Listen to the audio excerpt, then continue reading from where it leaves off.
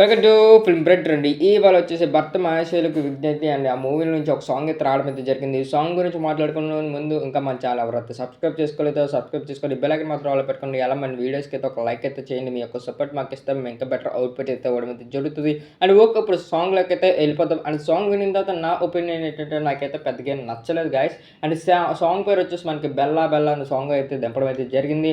But ఆ song అంత ఎంగేజింగ్‌గా లేదు. అండ్ మెయిన్ వచ్చేసి అండ్ వీళ్ళిద్దరు కాంబినేషన్‌లో అంటే ఈ మ్యూజిక్ అందించిన వారు అండ్ మన హీరో అండ్ వీళ్ళిద్దరు కాంబినేషన్‌లో ఆల్రెడీ మనకు ఒక మూవీ చేయడం అయితే జరిగింది 'ధమాకా'. అండ్ ఆ మూవీలో అయితే ప్రతి ఒక్క సాంగ్ ధమాకా లాగా ఉంటది.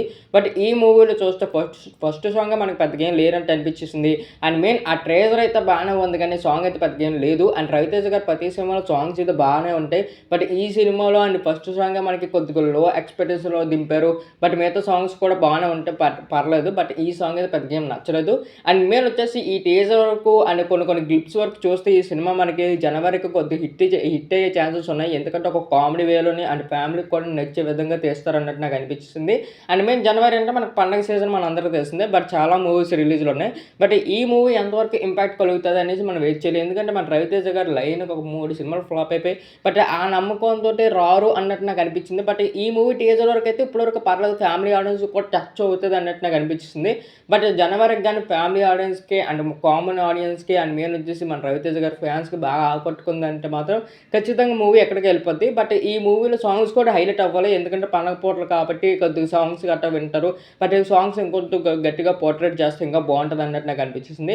బట్ ఈ 'బెల్లా బెల్లా' సాంగ్ అయితే పెద్దగా ఏం లేదు. అండ్ అందులో మ్యూజిక్ కూడా మనకు కొద్దిగా తక్కువైంది అన్నట్టు అనిపించింది. బట్ రవితేజ గారు కమ్‌బ్యాక్ మూవీ ఇస్తారు అనేసి నేనైతే అనుకోవడం అయితే జరుగుతుంది. ఎందుకంటే రవితేజ గారికి కామెడీ మూవీస్ బాగా సెట్ అవుతాయి. అండ్ మెయిన్ యాక్షన్స్ మూవీస్ కాకుండా. బట్ ఈ మధ్యలో కామెడీ మూవీస్ ఎక్కడ తీయలేదు. బట్ ఈ మూవీ అయితే ఖచ్చితంగా హిట్ అవుతుంది. మాస్ మనకి మొన్న దింపిన మాస్ జాతర కూడా అంత పెద్దగా ఏం ఆడలేదు. బట్ యావరేజ్‌గా ఆడింది. బట్ అందరూ ఈ సినిమా మీద హోప్స్ పెట్టుకోవడం అయితే జరుగుతుంది. Fans and common audience. ఈసారైనా రవితేజ గారు హిట్ కొట్టాలని నేనైతే అనుకుంటున్నాను.